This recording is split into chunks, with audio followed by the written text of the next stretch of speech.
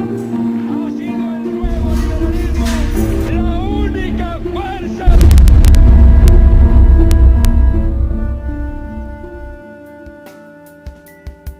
Pablo Escobar y su grupo Los Extraditables buscaron por todos los medios tumbar la extradición.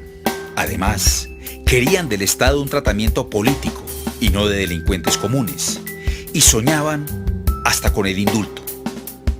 En aquellos días, en una junta parlamentaria del Partido Liberal, políticos como Alberto Santofimio Botero defendían la no extradición.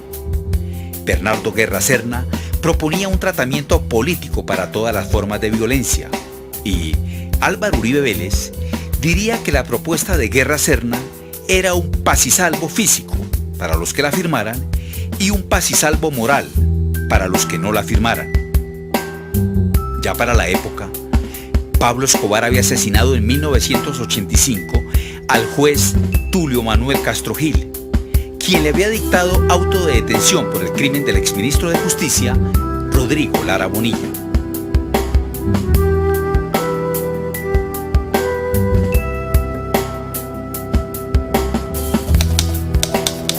Pablo Escobar asesina al magistrado de la Corte Suprema de Justicia, Hernando Vaquero Borda.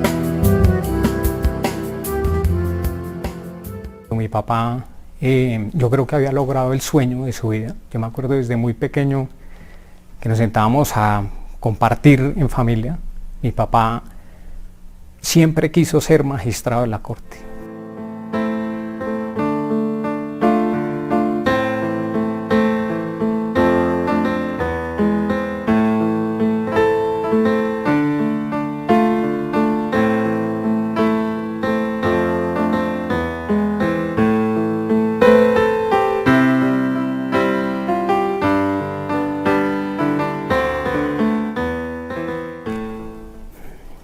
No hablo mucho de esto. Yo estaba en la casa, yo tenía 17 años. Me acuerdo que me levanté a desayunar. Llegué a la mesa de la cocina, estaba mi papá con mi mamá, con mi hermana que vivía en Alemania, que había venido a mi grado del colegio y a pasar vacaciones. Y mi papá me dijo que le ayudara a sacar el carro del garaje, porque mi hermana iba a ir a la clase de alemán con él, que era la profesora que nos había enseñado alemán. Mi papá hablaba muchos idiomas y le parecía importante que aprendiéramos alemán, entonces estábamos aprendiendo alemán todos. Yo estaba en ese momento en Alemania, volvía de vacaciones, llegaba a la ciudad de Mainz, iba a empezar el lunes en la universidad pues a estudiar. Y entró mi papá de afán, le dijo a mi mamá que tenía que salir ya, que iba a llegar tarde a su clase de alemán. Mi mamá lo acompañaba a la clase de alemán. Y mi mamá le dijo a mi papá, y no se me olvida la frase, le dijo que para qué corrían, que para qué era el afán. Se montaron en el carro, mi hermana mayor salió un minuto después, ellos salieron en el carro de la oficina con guardaespaldas y con la moto, y mi hermana mayor salió un minuto después. Yo cerré la puerta del garaje, me entré a la casa y estaba en el cuarto de mis papás solo, y vi entrar a mi hermana corriendo, y yo me imaginé, porque mi hermana es un poco desordenada, que había dejado las gafas, y salí tranquilo a abrir la puerta cuando me dijo Ana María que han matado a mi papá. El 30 de julio, asesinado por sicarios en moto el magistrado Hernando Vaquero Borda.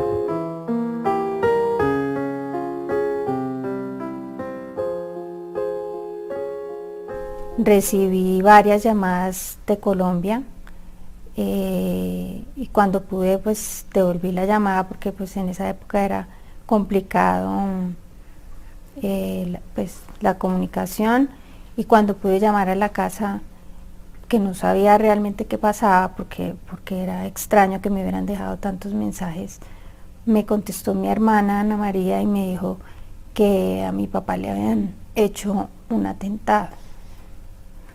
Entonces yo pregunté qué pasaba, que si estaba grave. Me dijo, sí, está grave en la clínica y usted tiene que devolverse.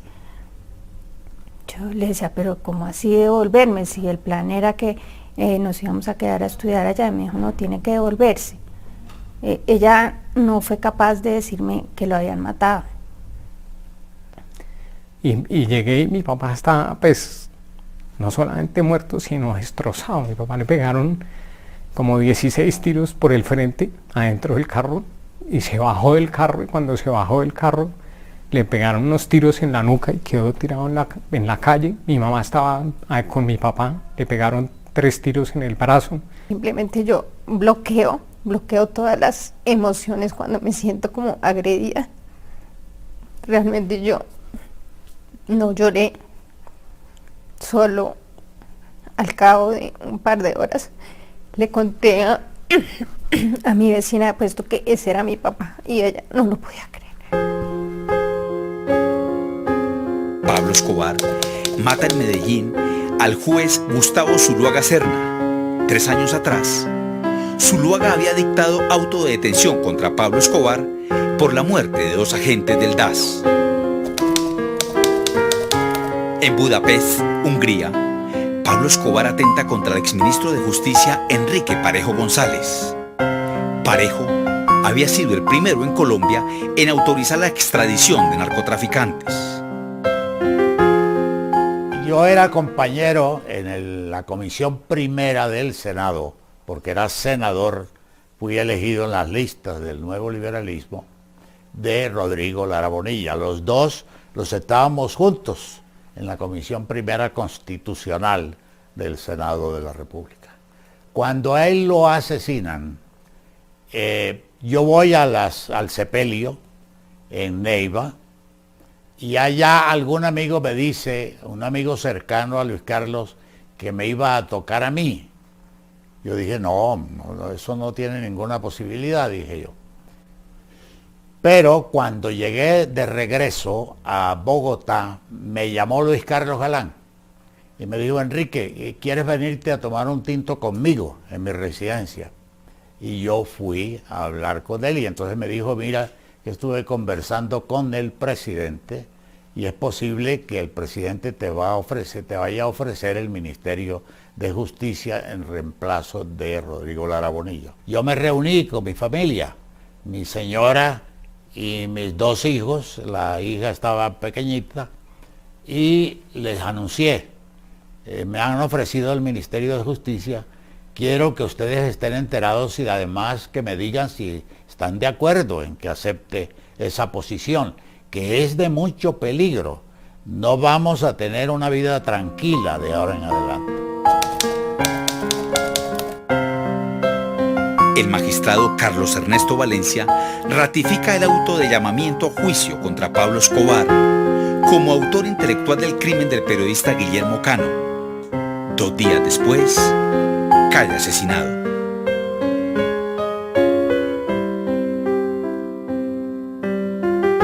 Carlos Valencia fue una persona a quien yo conocí en la academia porque era profesor del externado, abogado del externado, pereirano, había estudiado además en Alemania, por eso coincidíamos porque ambos hablábamos alemán, un gran profesor, un gran magistrado, un gran hombre, una persona muy comprometida con la suerte de este país, que en medio de las dificultades nunca se echó para atrás, a sabiendas de que él conocía exactamente los riesgos que estaba corriendo. Cuando ya era magistrado fue cuando empezaron, ya le llegaban a él todos los procesos más difíciles del tribunal. Procesos, pero sumamente peligrosos. Lo dicho, como dicen, él llevaba el bulto ahí con todo el trabajo. Tenía cosas muy delicadas. Fue cuando empezaron las amenazas.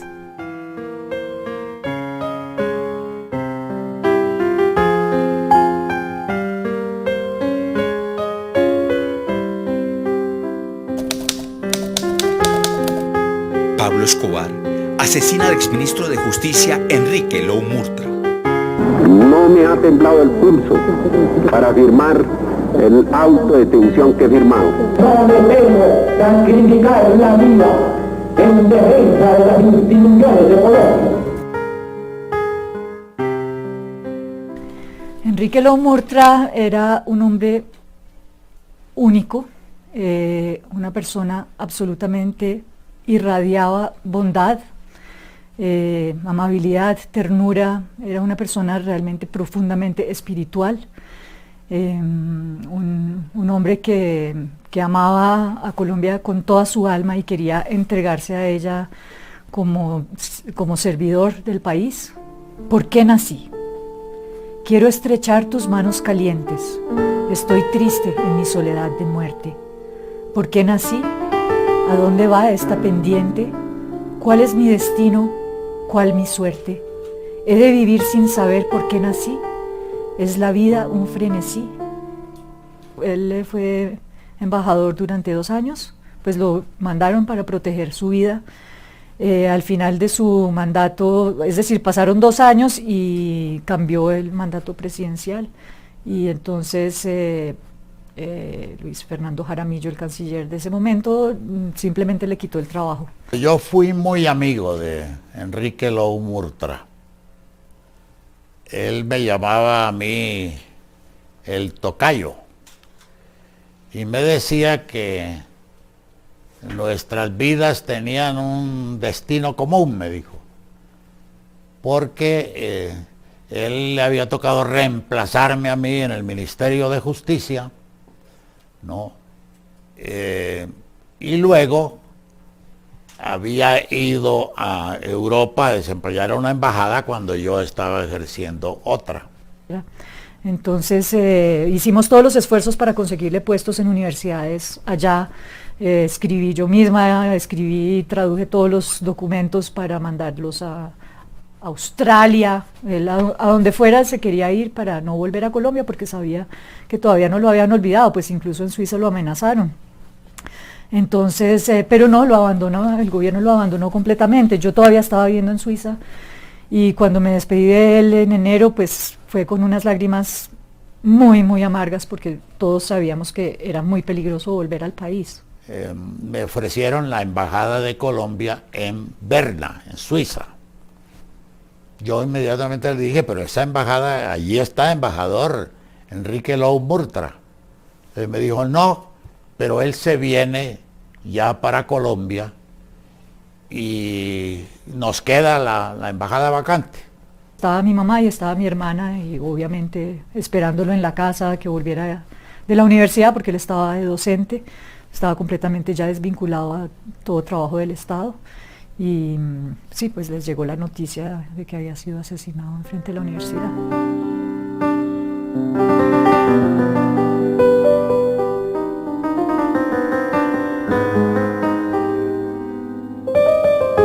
Por la muerte del exministro Enrique Lou Murtra. Todavía no se entiende cómo una persona que había aplicado la extradición en varias oportunidades estaba en el país sin protección alguna. 24 horas estableció hoy el alto grado de desprotección en que había permanecido el exministro desde su regreso al país.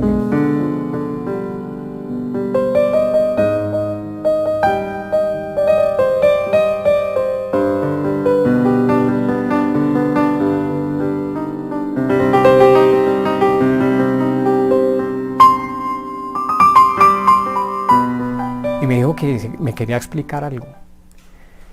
Y me sacó unas cartas de amenaza y me explicó que nos iban a matar y que podía hacer que lo mataran a él, que podía hacer que me mataran a mí, que me cuidaran. Uno no se imagina, digamos, la zozobra de esas cartas. Me acuerdo de una carta particular que decía que mi papá tenía hasta, sí, haga de cuenta, el 14 de febrero del 86, que fue cuando lo mataron, para tumbar el tratado de extradición, y que si no lo tumbaba iban a meter los nombres de todos nosotros, de su hermano, de los hijos, de su esposa, en una bolsa, y los iban a sacar uno por uno, y que a partir de ese día nos iban a matar. Y me acuerdo ese día, yo me levanté y le dije a mi papá que qué hacíamos, que si iba al colegio. Y me dijo que claro, que cómo no iba a ir al colegio. Y me acuerdo que me acompañaba un policía y un guardaespaldas a la esquina, pero pues yo iba asustado.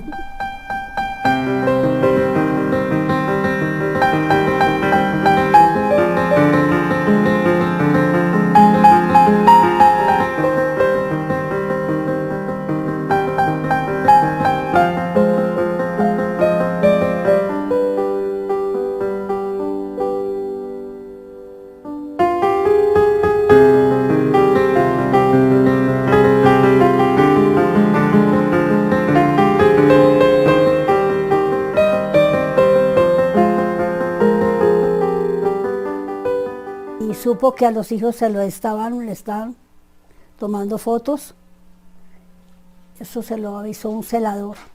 Entonces él, de la noche a la mañana, cualquier día rápido, sacó la familia y la mandó para Guatemala.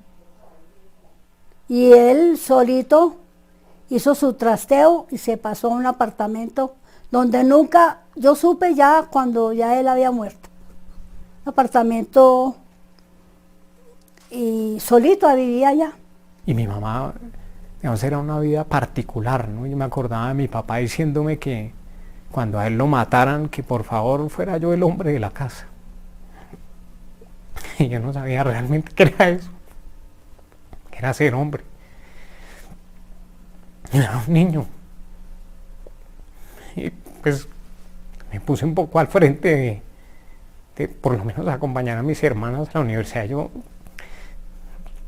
no creo que yo hubiera hecho mucho en realidad. Pero estudiamos en la universidad con becas de la Universidad de los Andes y del externado. Y pues al mismo tiempo, pues mi mamá estaba mal, herida, le dolía el brazo, iba a médicos, y era una vida dura y difícil, ¿no?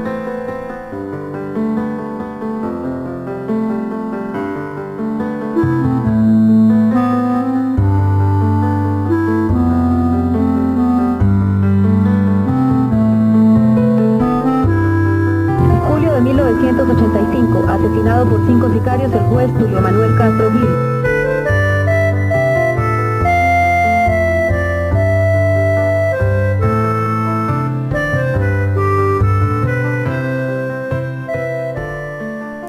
Yo lo estaba esperando porque ese día por la mañana conversamos largo rato, nos reímos mucho ese día, porque él cumplía años la semana siguiente y yo le decía, ay, tan viejito que estás.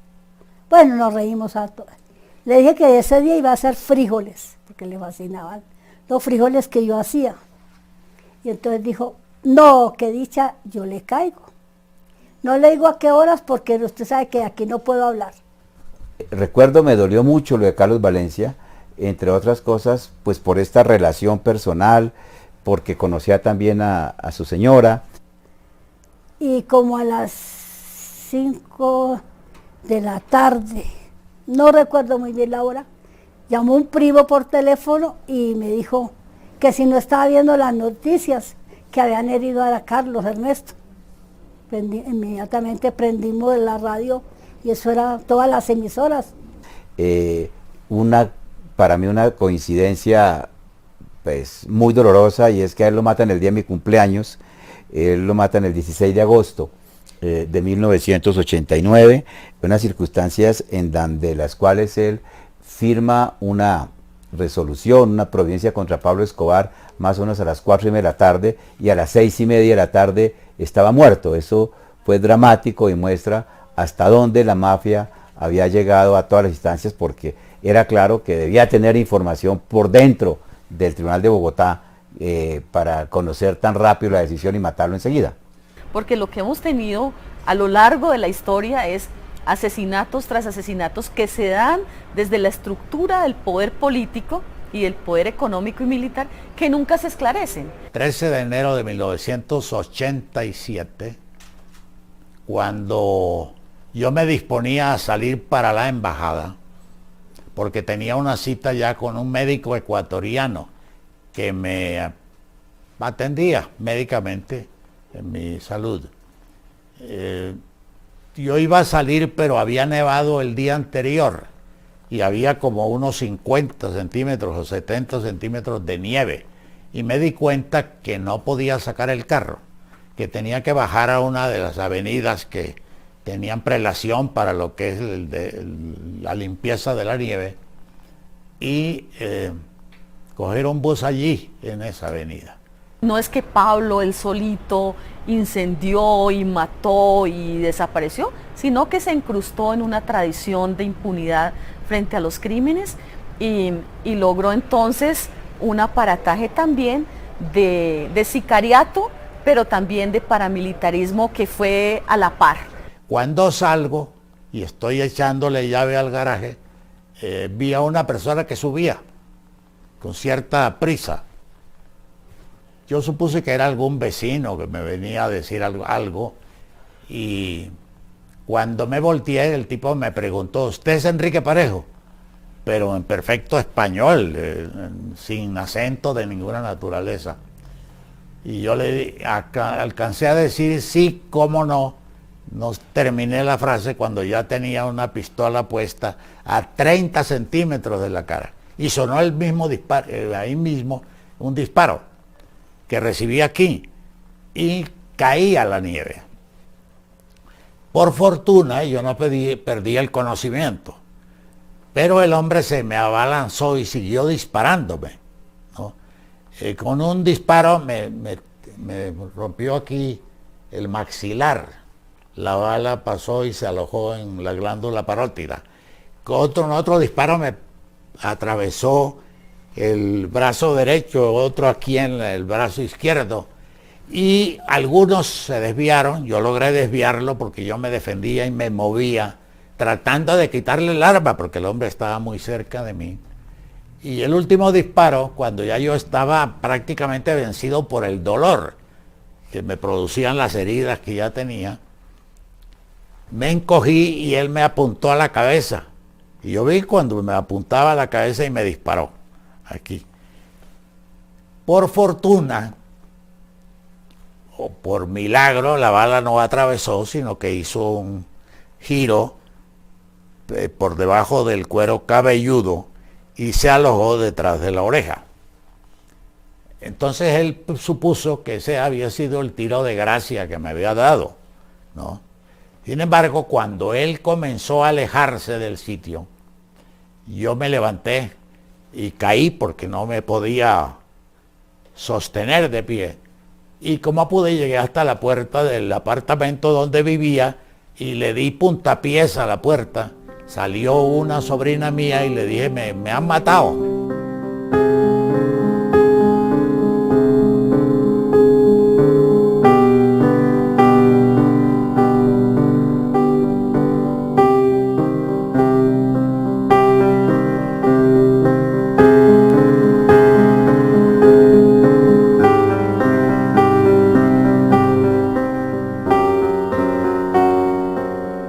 Tuve esa suerte que desgraciadamente no tuvieron hombres como Luis Carlos Galán, como Rodrigo Lara Bonilla, como el director del Espectador, Guillermo Cano, como Carlos Maduro Hoyos, como tantos jueces y magistrados que fueron asesinados en ese momento por Pablo Escobar Gaviria y sus secuaces, ¿no?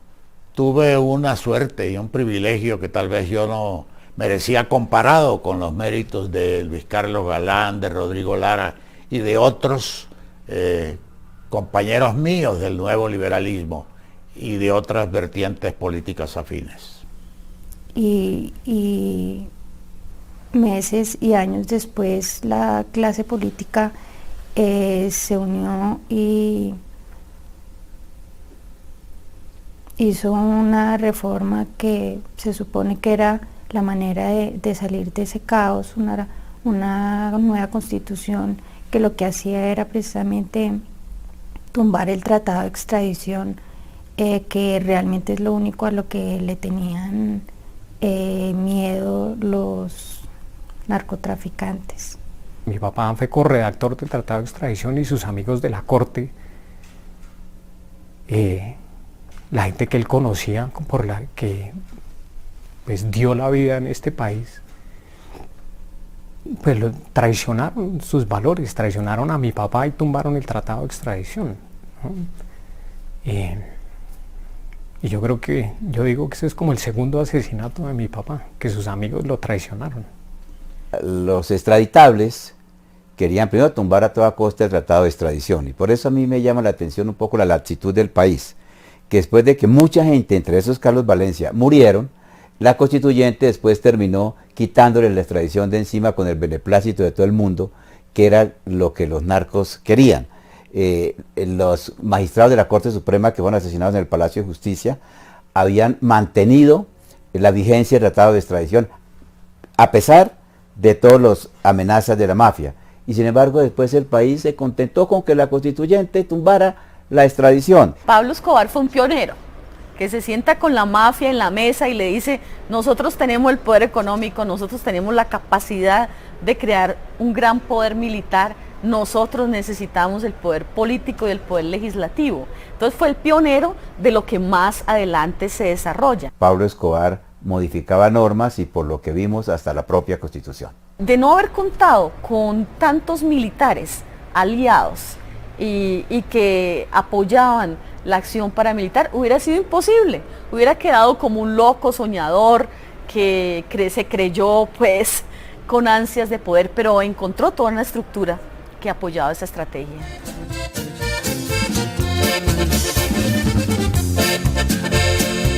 Los verdes llegan en maletas y costales, con plata tuerzo hasta los generales. Y en los estados sobornos federales, compro polochos, compro tiras y rurales. Ya volvemos con Víctimas de Pablo Escobar.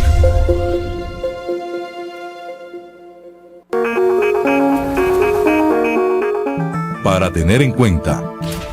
La Unidad de Restitución de Tierras, entidad adscrita al Ministerio de Agricultura y Desarrollo Rural, ha conocido que algunas personas inescrupulosas están estafando a las víctimas, cobrándoles altas sumas de dinero, supuestamente por adelantar los trámites de restitución de tierras. Estos trámites son gratuitos, los realizan las oficinas de restitución de tierras en el país. No requieren abogados. No se deje estafar. No entregue dinero ni información a nadie por fuera de las oficinas de restitución. Oficinas instaladas en el país para que las víctimas del desplazamiento y el despojo puedan presentar las solicitudes para restitución de sus tierras.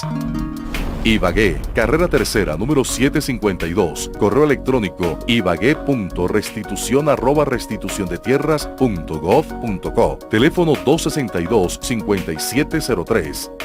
Carmen de Bolívar, calle 24, número 5421, correo electrónico carmen.restitucion@restituciondetierras.gov.co, teléfono 686-1479. Valledupar, calle 16B, número 983, edificio Leslie, correo electrónico valledupar.restitucion@restituciondetierras.gov.co, teléfono 560-0330.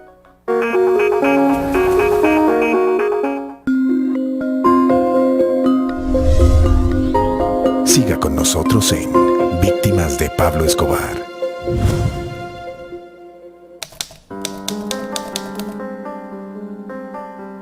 El gobierno establece la extradición por vía administrativa y dicta auto de detención contra Pablo Escobar, Gonzalo Rodríguez Gacha y los hermanos Jorge Luis, Juan David y Fabio Ochoa Vázquez. Me encontré allá con Federico Estrada Vélez, que estaba de embajador en el Quirinal. Me dijo, hombre, doctor Parejo, yo tenía una cosa que contarle y se la voy a contar ahora. A mí Pablo Escobar me invitó una vez a hablar con él. Él me fue a proponer que yo le ayudara a sacar en el Congreso, en el Senado de la República, un proyecto de acto legislativo que reformaba la Constitución para prohibir la extradición de nacionales. Y le dijo, por sus servicios le voy a dar esto, y le acercó un cheque firmado por él, pero en blanco, y le dijo para que usted lo llene por la cifra que crea conveniente. Él le dijo, don Pablo, qué pena con usted, pero tampoco puedo, porque es que a mí cuando se trata un tema de eso, me miran todos los colegas a ver yo qué opino. Y le volví a retirar el cheque. Digo, bueno, yo hubiera querido que una persona de su prestigio hubiera participado en esto y me hubiera ayudado, pero si usted no puede, entonces yo le agradezco muchísimo. Que cuando se despedían, al salir, le dijo, le quiero contar una cosa, a ese HP del ministro de Justicia de Dios hasta el nombre, supongo que dijo Enrique Parejo, lo vamos a matar. Y no pasará mucho tiempo.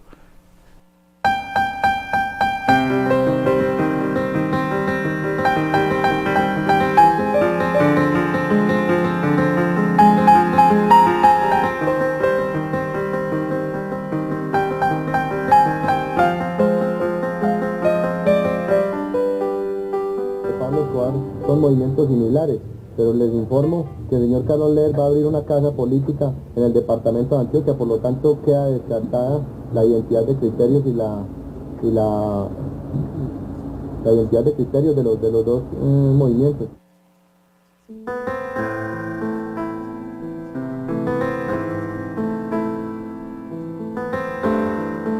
Firmar ese día y ese día lo matan. Ahí habían cosas muy malucas, muy malucas. No darle seguridad a él en un jeep, eso era una chatarra ahí, un carro viejo, dos guardaespaldas ahí que uno no sabía verdaderamente. Y no darle un chaleco, no darle nada, no, terrible. Tener que morir Carlos Ernesto para darle seguridad a la rama judicial, a todos los magistrados. Ahí sí, carros blindados, escoltas, chalecos, pero había que matar uno.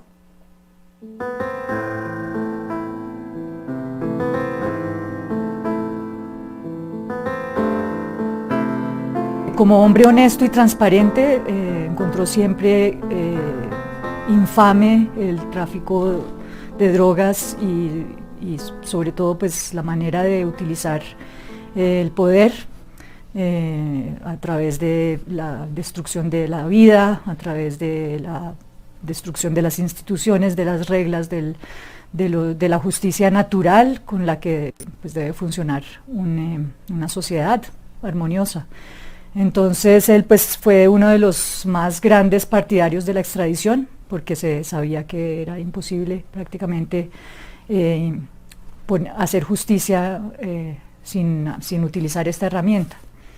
Entonces fue por eso que lo asesinaron. La extradición ya había caído y se estaba hablando de volverla a poner. Y él unos días antes había dado una conferencia en Medellín donde él estaba diciendo la extradición tiene que seguir, tiene que volver a estar vigente porque es una herramienta muy importante para Colombia.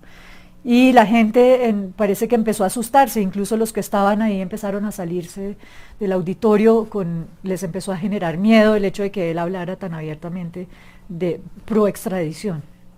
Entonces, y creo que al día siguiente o el lunes siguiente a la muerte, o el día siguiente a la muerte de él, fue creo que un martes, se iba a discutir en el Congreso, bueno, es que yo como no sé nada de eso, pero sé que se iba a hablar sobre la extradición, se iba a poner sobre la mesa de nuevo y yo creo que eso fue una manera de hacer presión.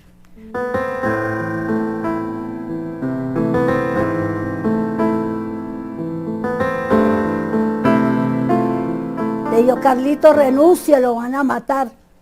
Y se me para como una fiera. Yo no soy una gallina para salir corriendo. Y este país que yo le... Y por usted, si lo matan a usted, se va a arreglar este país. Salió y no me dijo una palabra más. Y a los 15 días fue lo que pasó.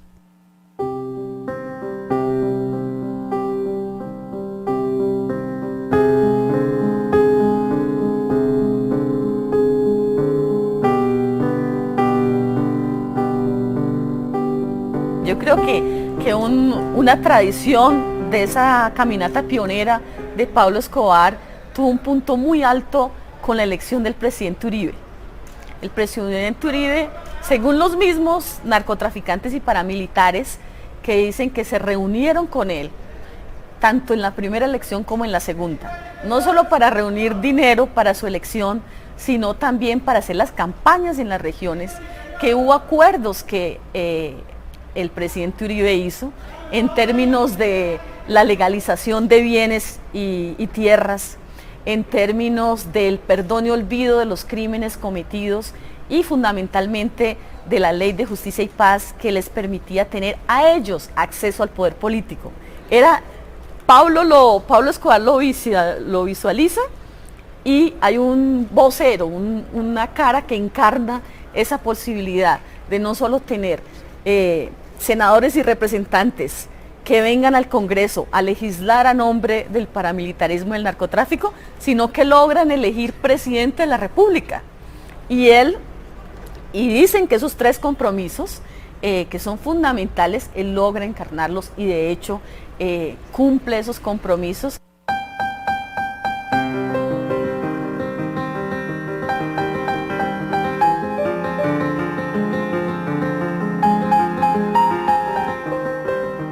Se impone la banda presidencial al doctor Álvaro Uribe Vélez como presidente de la República de Colombia. Por esta patria sea la llama a través de la cual nuestro Señor y la Santísima Virgen me iluminen para acertar, también para superar la humana vanidad y rectificar cuando incurra en el error.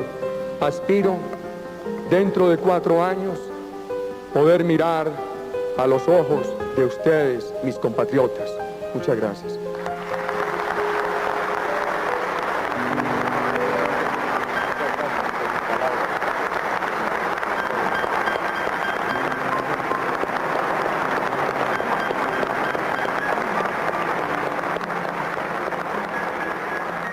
Tengo vergüenza de ser colombiano, esa es la verdad. Me parece que el asesinato de mi papá fue completamente en vano. Infortunadamente, pues yo creo que Pablo Escobar pues hace parte de la historia de este país, ¿no?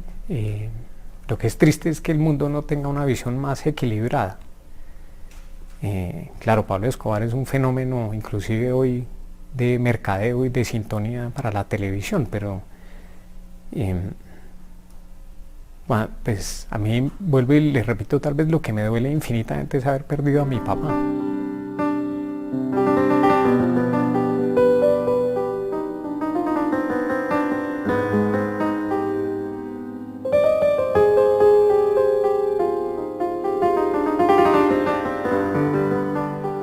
Mi papá tenía fe que algún día iba a ser un buen país. Y cada vez estas cosas solamente decepcionan más y más. Mi mamá, por ejemplo, no quiere volver a pisar este país. Ella siempre que viene 5 días y dice, no, ¿para qué vengo? Veo siempre lo mismo, veo la misma corrupción, veo todo, nada se ha mejorado. Entonces ella, pues si ve esto, hacer casi una figura heroica de Pablo Escobar, es otra prueba de que hay una falta de conciencia completa con lo que necesita el país para salir adelante.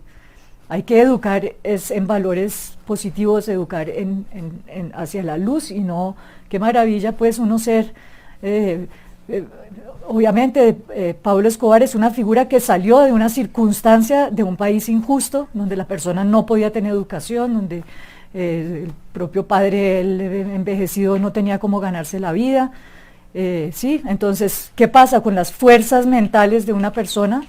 Se tornan hacia el crimen, y eso es lo que puede pasar con toda la gente que está en unas circunstancias de pobreza. Dicen, mire que el crimen sí paga, porque para llegar a ser uno de los 10 hombres más ricos del mundo, habiendo salido de la nada, el crimen sí paga. Entonces es una figura heroica. En esta ocasión, matan al abogado Héctor Giraldo Gálvez, apoderado del periodista Guillermo Cano. 4 meses después, asesinan a la jueza María Elena Díaz. Pablo Escobar continuaba con su frenética carrera de silenciar a quienes se le opusieran.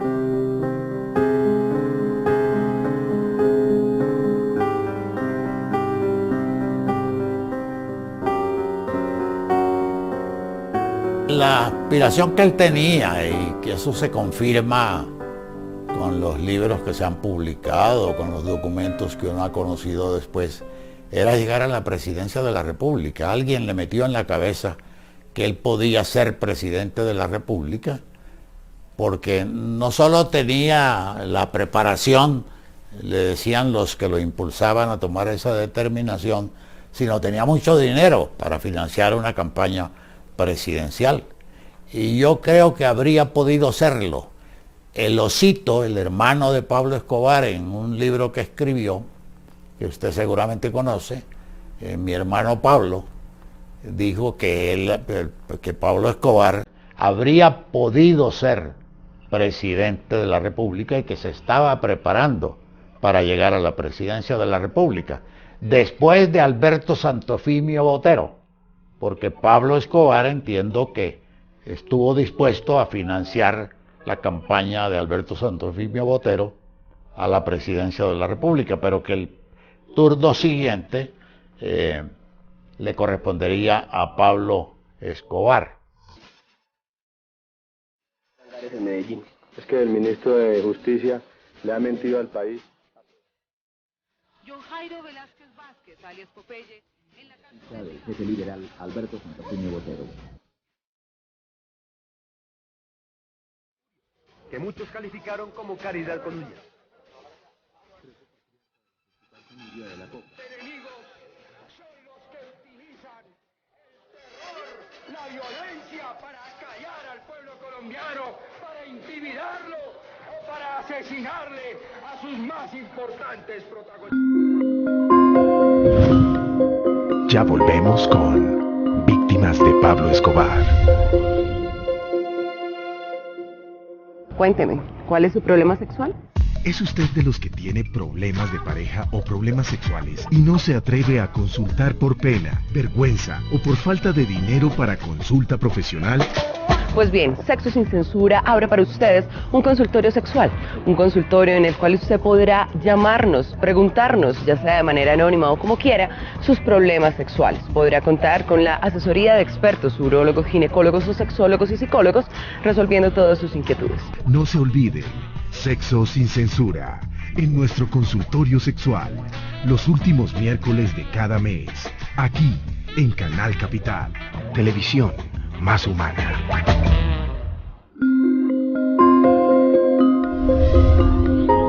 Siga con nosotros en Víctimas de Pablo Escobar.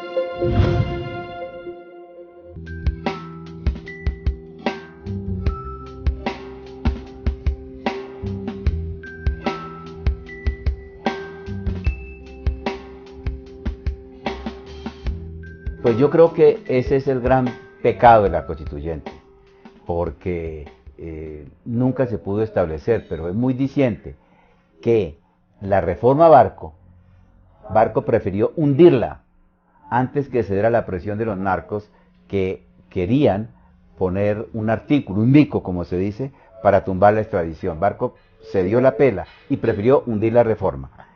Y qué curioso, la constituyente termina pues prácticamente dándole gusto en ese sentido a lo que ellos pedían. No es sino leer el libro de García Márquez, su noticia un secuestro, en donde él cuenta que Pablo Escobar decidió entregarse cuando le llevaron el texto del artículo 35 de la Constitución que prohibía la extradición. Es un capítulo que está por esclarecerse previamente, por esclarecerse totalmente en esta accidentada historia. Cuando vienen los tres voceros del paramilitarismo aquí al Congreso de la República, me acuerdo mucho el discurso de Mancuso cuando dice: nosotros hemos sido servidores de la patria.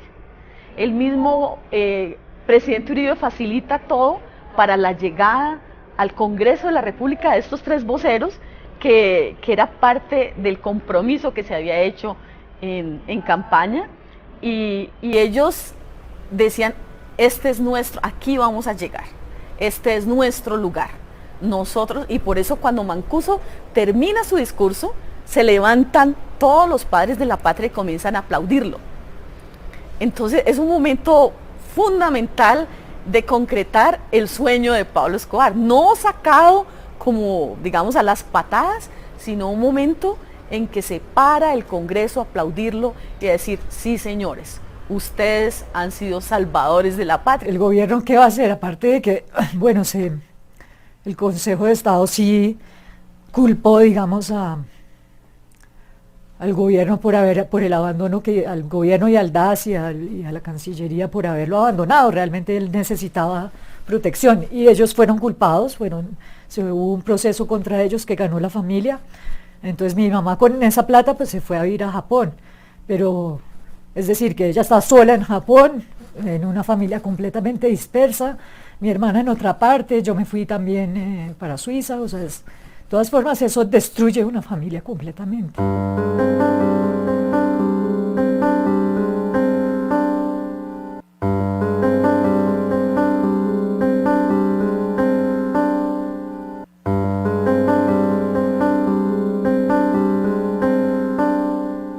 Vengo en irrenunciable misión de paz desde Santa Fe de Ralito, donde con la bendición de la Iglesia Católica y el apoyo de la OEA, de la comunidad internacional, del presidente, del gobierno del presidente Álvaro Uribe Vélez y del pueblo colombiano, dimos inicio formal a este histórico proceso de paz.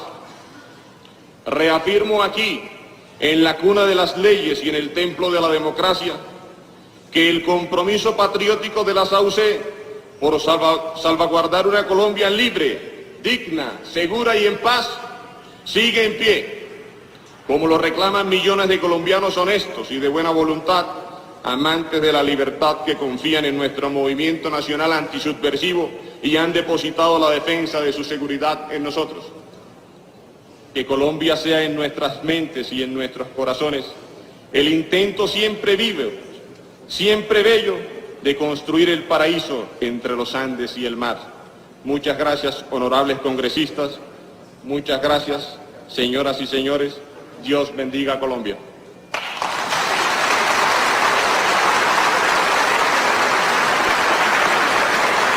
Continúe, señor Zavala. Aquí está solo una de las fotos a continuación de asesinados y desaparecidos, víctimas de los crímenes de militares y paramilitares. Afuera gritan y claman: no más impunidad, no a las leyes de perdón y olvido. Que el Estado creador del paramilitarismo responda por los crímenes.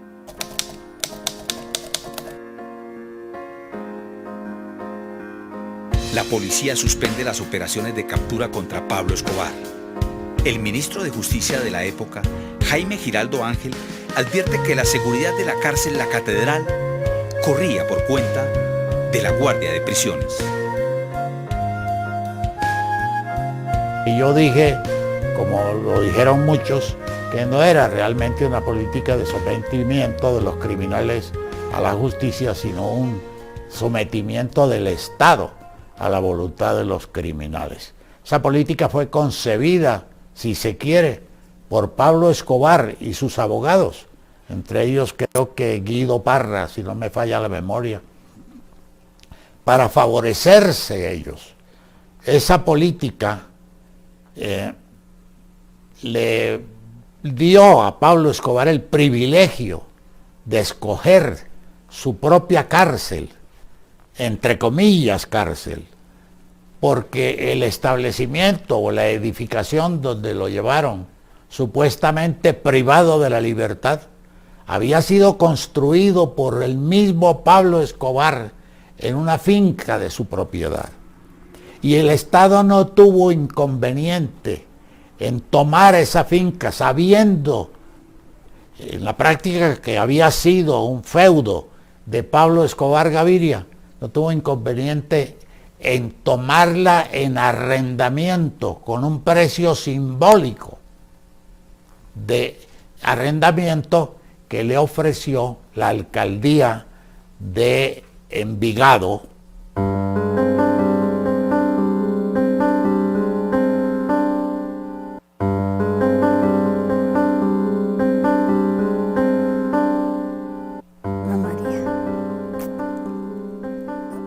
Una persona que yo digo que ese hombre no tenía alma, corazón, no tenía nada.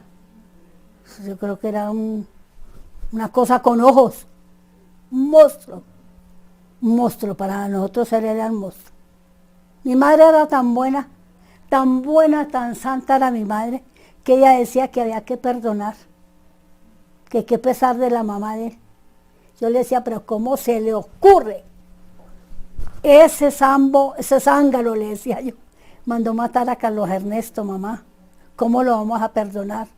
Pablo, digamos que es la semilla que se sembró y podía ser el filósofo de muchos de los congresistas que llegaron aquí al servicio de ese poder.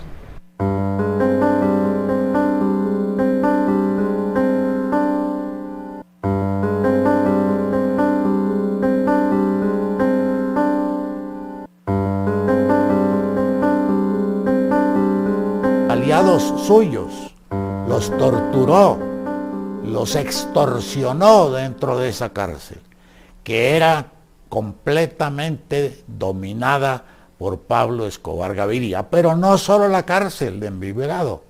Pablo Escobar Gaviria tenía influencia sobre la 4ª Brigada Militar de Antioquia, porque tenía a sueldo al comandante de la 4ª Brigada, al subcomandante de la 4ª Brigada, a los oficiales, suboficiales y soldados. A todos les pagaba religiosamente un sueldo. De manera que cuando él quiso irse de esa que llamaba el gobierno cárcel, que es una de las vergüenzas más grandes de la historia colombiana y una de las infamias que se han podido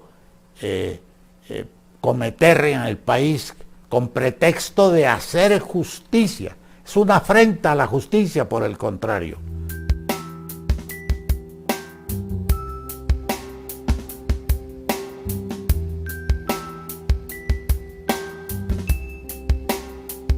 Nuestra memoria es frágil, pero realmente en estos 26 años nos ha tocado vivir una serie de circunstancias, de eventos. Cada vez que ocurre algo, siente uno que es lo peor y que no va a poder ocurrir nada peor, y cada vez ocurre algo peor, porque qué tal el tema de la reforma a la justicia. Realmente siempre están amangualados los políticos, los que tienen intereses para sacar una u otra cosa. La historia se repite y cada vez más aberrante. El dolor infinito que sentí, que todavía siento, fue que me quedé sin papá. Mi papá, pues claro, para mí no era el magistrado, mi papá era mi papá.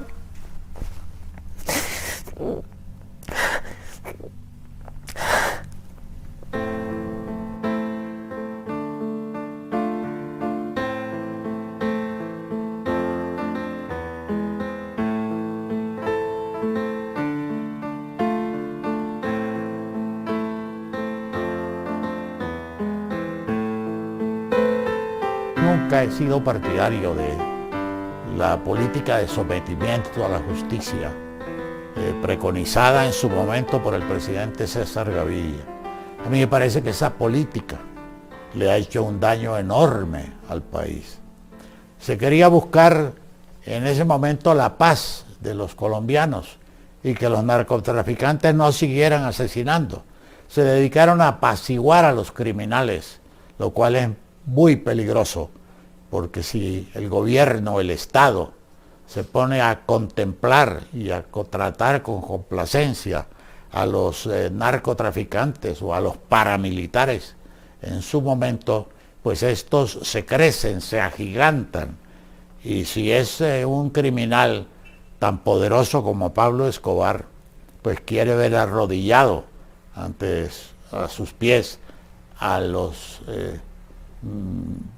presidentes y a los ministros. No, cada día peor.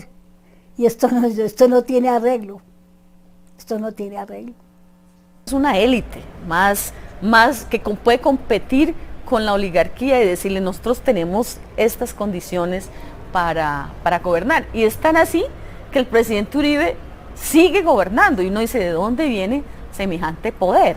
Pues obvio, ¿no? Tiene esas élites narcotraficantes, paramilitares, tienen medios de comunicación que nosotros hemos optado por decirles las antenas repetidoras del discurso del presidente Uribe. No es otra cosa que ese discurso narcotraficante, paramilitar, que manda en el país, y cómo no va a tener medios de comunicación a su servicio. Nosotros todavía estamos destrozados, es decir, una muerte así lo destroza para el resto de la vida a uno. Uno nunca se vuelve a parar. Pienso que no fue que yo hubiera salvado a Luis, sino que él también me salvó a mí.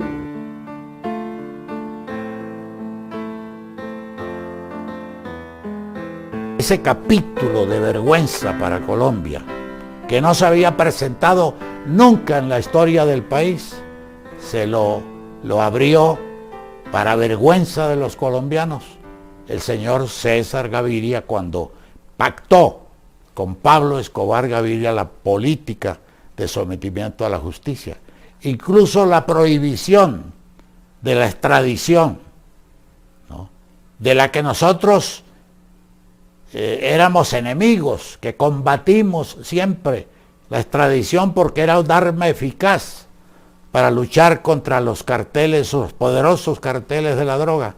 La extradición fue prohibida en el seno de la Asamblea Constituyente. Según informes que yo tengo,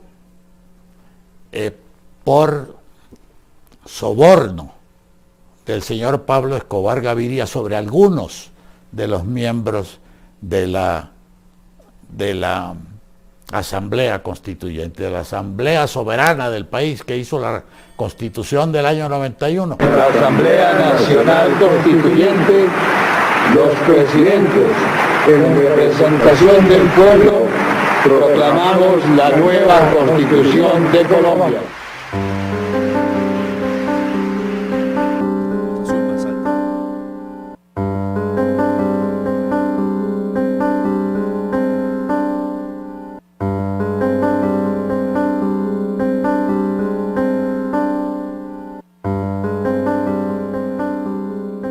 Tenemos, digamos, un capítulo más de esta serie que podríamos cambiarle los nombres, digamos, por periodos históricos, pero es más un paso más, ¿no?, que en el Congreso de la República el gobierno presente la propuesta de la reforma a la justicia, que se vote, que hayan conciliadores que se reúnan con magistrados y se reúnan con voceros también de narcotráfico y paramilitarismo que están también en el Congreso y que logren un acuerdo y que el Congreso de la República apruebe esa reforma, es una muestra de que ahí está el poder completamente vivo, ¿no? Ahí está en su esencia la capacidad que tienen de legislar, de cambiar, digamos, aspectos que no les sirvan de la Constitución.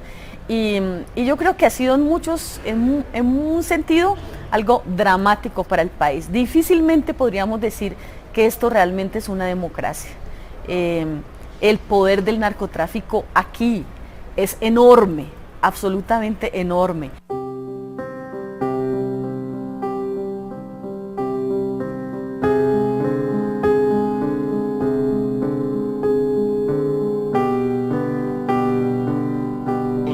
Paraíso entre los Andes y el mar. Muchas gracias, honorables congresistas. Muchas gracias,